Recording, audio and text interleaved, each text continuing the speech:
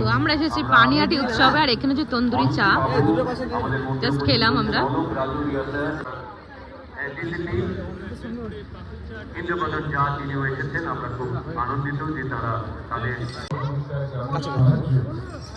এখানে ফ্লাওয়ার সব বসেছে।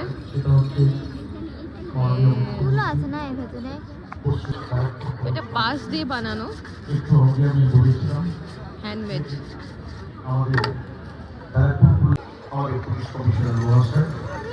আজকে মেলা শুরু প্রথম দিন, আজকে আসবে যিশু সেনগুপ্ত। এরা হচ্ছে মেলা থেকে চলে এসেছে।